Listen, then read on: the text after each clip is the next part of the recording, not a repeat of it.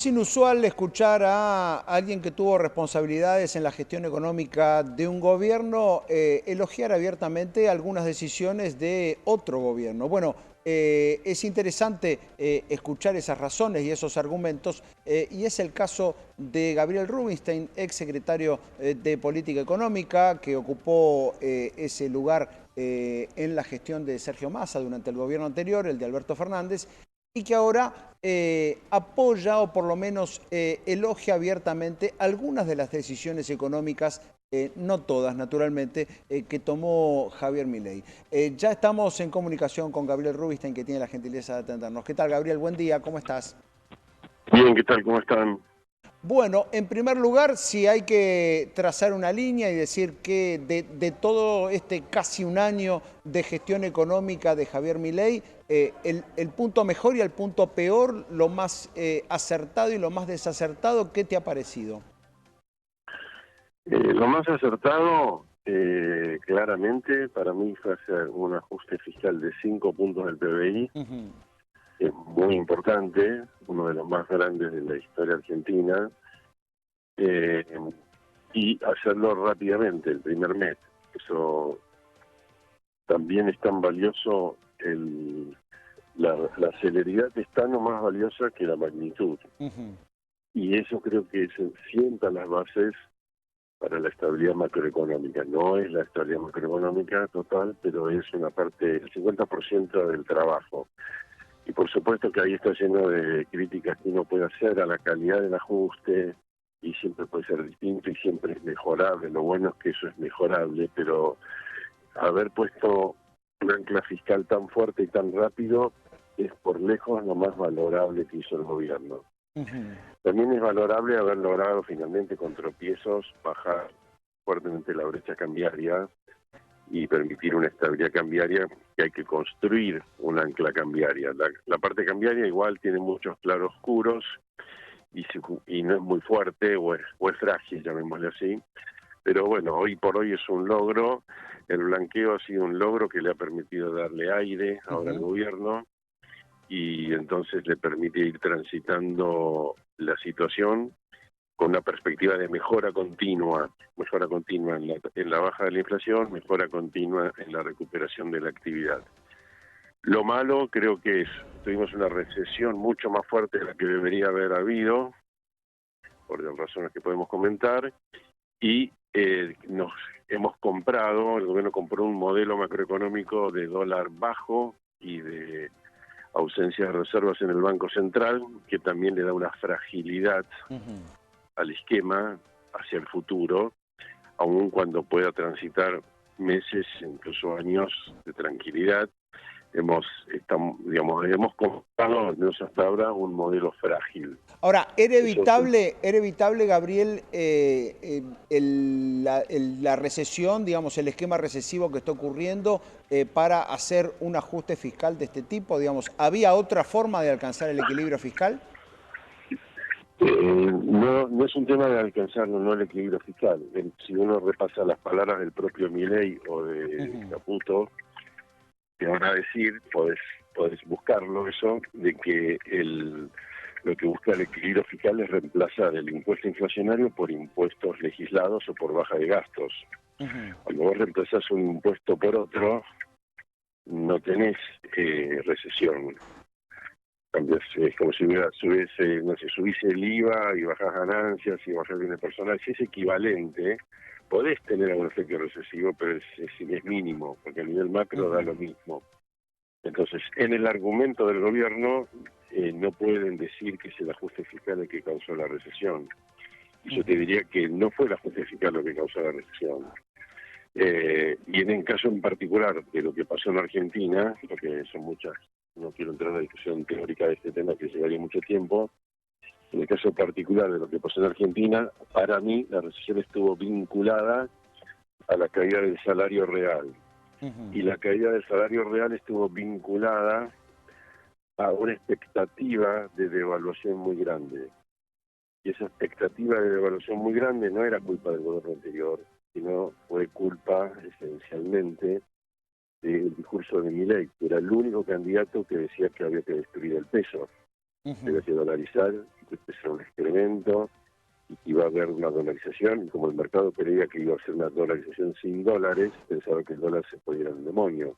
Entonces vos fíjate que cuando Milei gana las PASO, a la hora de ganar los PASO, el dólar sube, el blue sube 20%.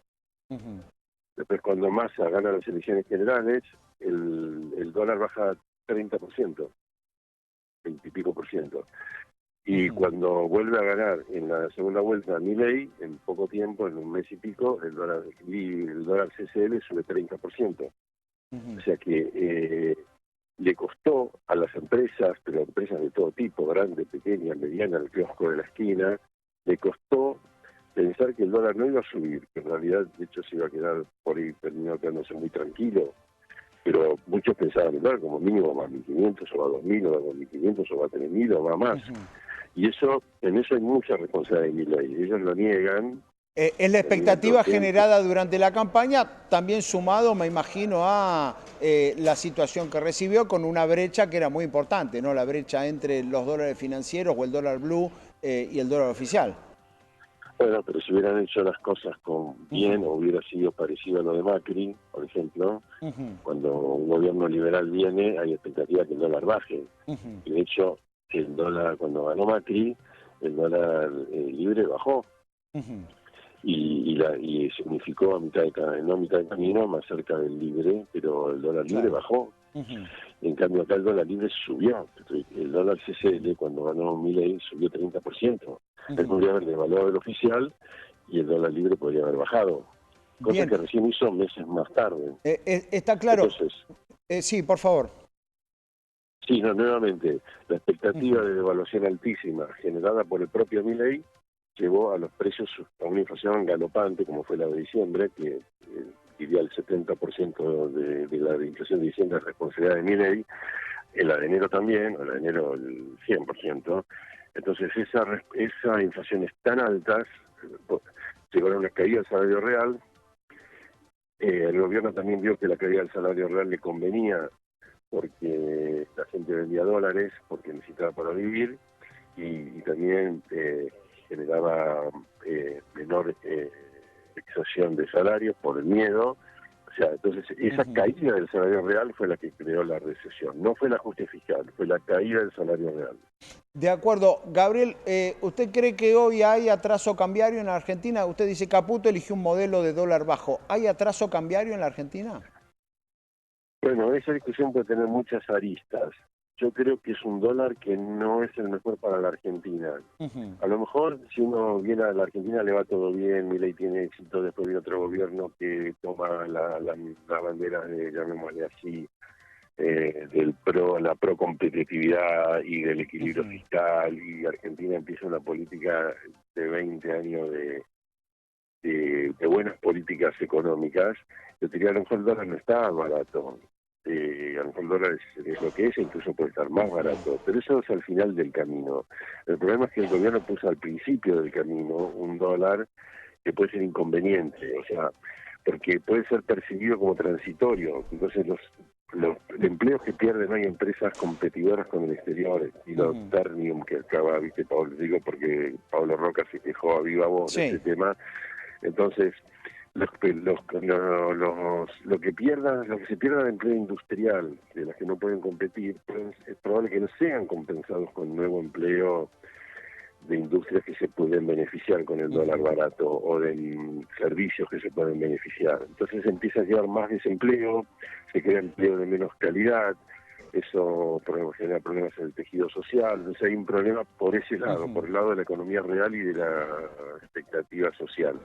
Y después está el problema de que cuando tenés el dólar barato, ante el primer problema que pudiera haber, una caída de imagen fuerte de Milei, no le va bien en las elecciones, algún shock externo por su baja tasa de interés internacional o por lo que fuera, la gente dice, che, el dólar está barato, compremos dólares.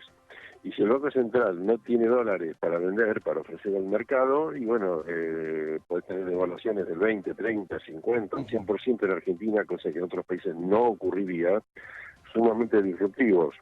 Entonces, El esquema es frágil desde lo económico, pero a mí me preocupa especialmente, es frágil desde lo financiero. No hay dólares para enfrentar eventuales corridas, y cuando el dólar está barato, las probabilidades de corridas son mayores. Claro, ahora allí la visión del gobierno, por lo menos su discurso es cierto que somos débiles en reservas, por eso no podemos salir del cepo, pero al mismo tiempo estamos secando la plaza de pesos, ¿no? Con lo cual allí aparece el famoso mensaje del revólver sin balas.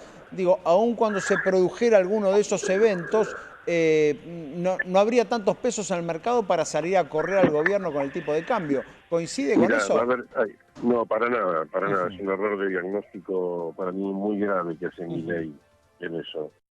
Es un diagnóstico de problemas de los pasivos remunerados del Banco Central, de las LEP y todo eso, que no tiene ninguna importancia. Y lo que tiene importancia es que hay 100.000 millones de dólares equivalentes en pesos que la gente tiene en circulante, en depósitos y en bonos, que perfectamente pueden correr contra el dólar. ujú. Simplemente como referencia, te digo, en el tequila, con equilibrio macroeconómico, sin sobrante de pesos, mercados monetarios equilibrados, todo lo que vos quieras, Ujú, hubo un problema y sí, cayeron 20% los depósitos. O sea, la ujú, demanda de pesos no es para nada estable. Lo que dice mi ley de que la demanda de pesos es estable no tiene nada que ver con la realidad argentina.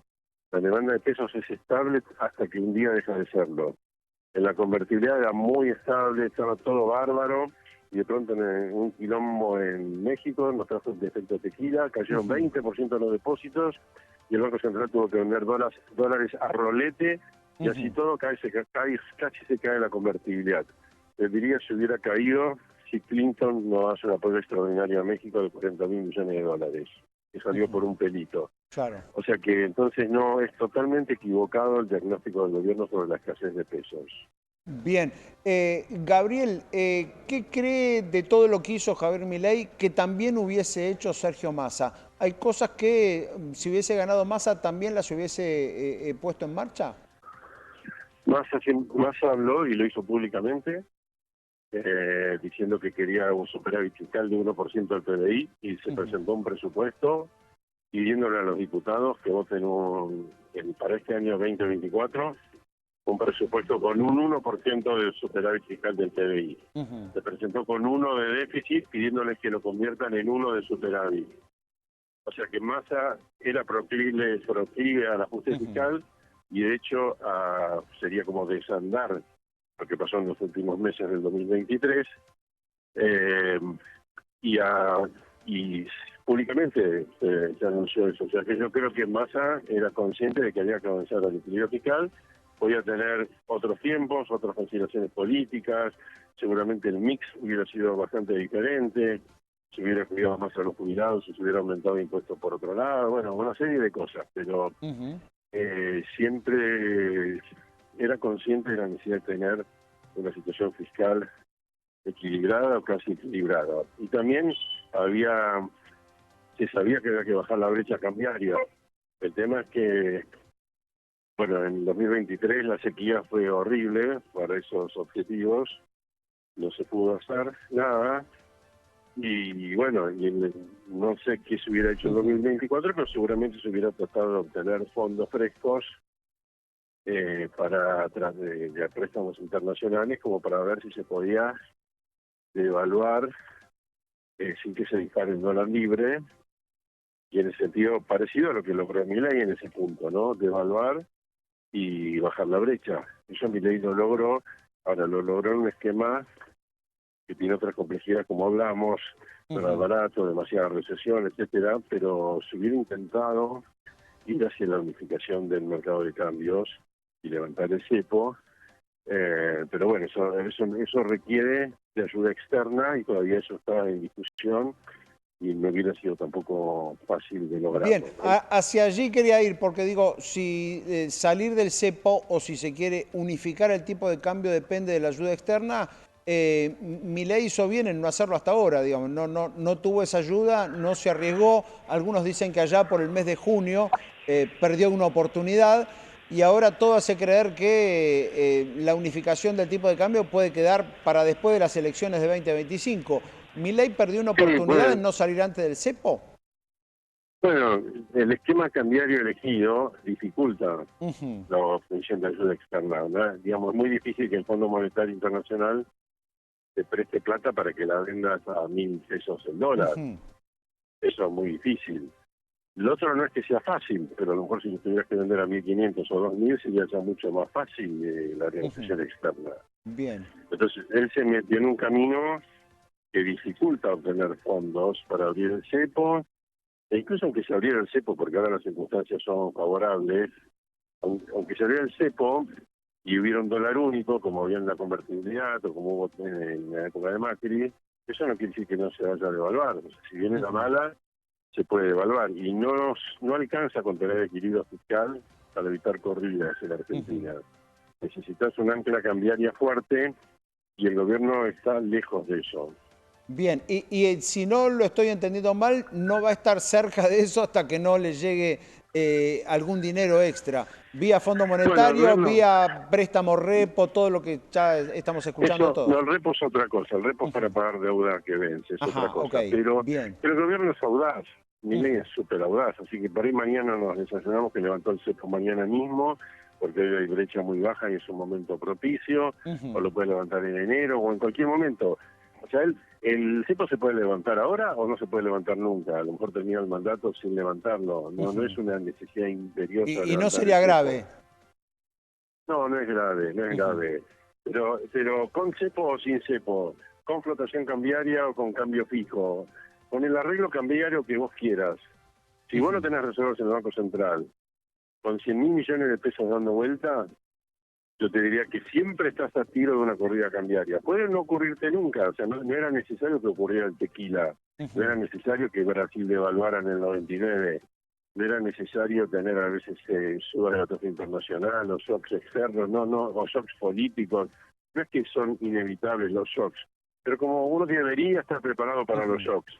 Y el esquema cambiario argentino no está preparado para recibir shocks adversos. Con cepo, sin cepo, con flotación, con cambio fijo. Bien, ahí pasó un número, pero digo, me gustaría tenerlo bien claro. ¿Cuánto es el dinero que está disponible en distintas herramientas para los argentinos y que si hubiera algún episodio de tensión podría volcarse al dólar? Hay unos 100.000 millones de dólares equivalentes, o Ujú, sea, serían 100 trillones de pesos, claro. Ujú. o algo así, yo me pierdo con los ceros a veces, pero son el 100.000 millones de dólares equivalentes, que Ujú, están en la forma de billetes y monedas, depósitos, mayoritariamente, y bonos que tiene la gente, que ujú, tienen los money market, los fondos comunes de inversión, no en los bancos. O sea, es plata. Todas potencialmente son pesos que potencialmente pueden querer convertirse en dólares ujú, si tienen algún temor.